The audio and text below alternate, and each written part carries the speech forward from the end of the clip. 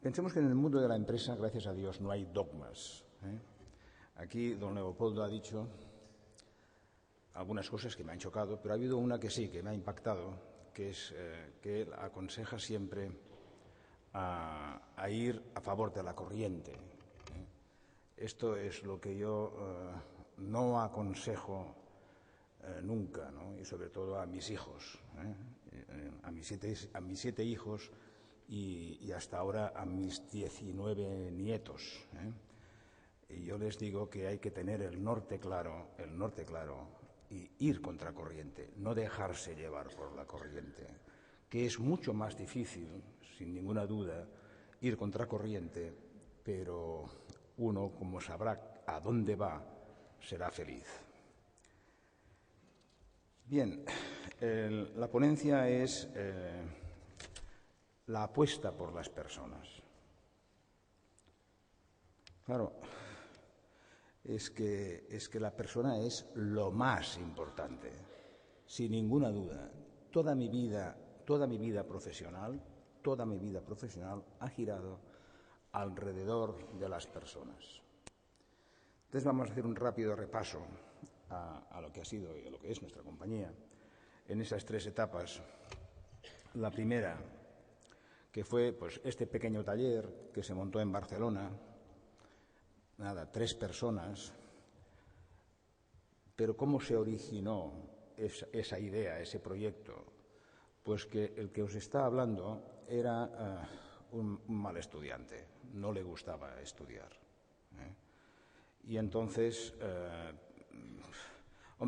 enfrentarme no, pero situarme delante de mi padre y decirle, papá, no quiero estudiar más, quiero trabajar, eso no era fácil, porque mi padre, que era una persona extraordinaria, de una calidad humana indiscutible, trabajador, honesto, fantástico, pero muy duro, muy exigente.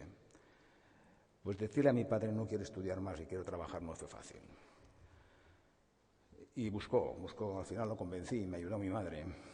Y buscó un amigo que tenía un taller que fabricaba cables para el mercado de recambios. Y ahí estuve trabajando 6 meses.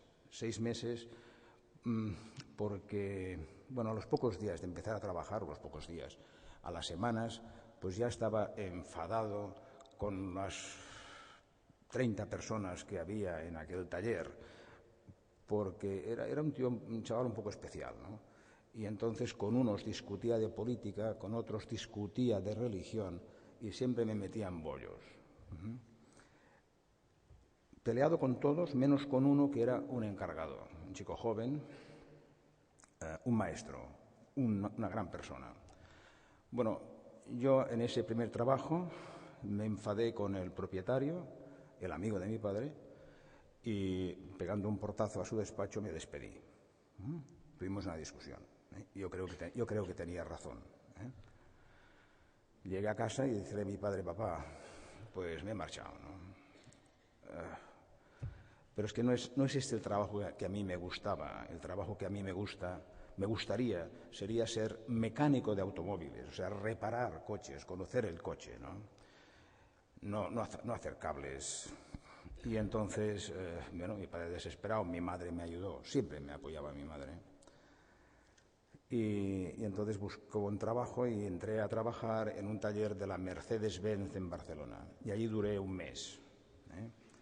Y duré un mes porque estaba ayudando a un operario que arreglaba una avería electrónica del coche. Yo aguantaba el capó del coche. El buen hombre hizo un cruce en la reparación, me pasó la corriente en el capó y solté el capó sobre la cabeza del operario. Claro, bueno, pues allí el hombre se enfadó, yo me enfadé y pegué el tortazo y me fui a casa. Y dije, papá, no, ha pasado esto, ¿no? Pero, papá, yo te voy a pedir, móntame un taller. Pues, este querido está loco, ¿no? ¿Cuántas veces he pensado a lo largo de mi vida la paciencia, con lo duro que era mi padre, la paciencia que tuvo con su hijo, ¿no? Y le dije, papá, tengo el hombre, que no era otro que el encargado con el que nunca me había discutido ni peleado, que era un maestro, que era una magnífica, y es una magnífica persona. Tengo el hombre. Bueno, pues este tengo el hombre se ha ido repitiendo a lo largo de estos 50 y tantos años, a lo largo de mi vida. Tengo el hombre. Sin hombre no hay proyecto.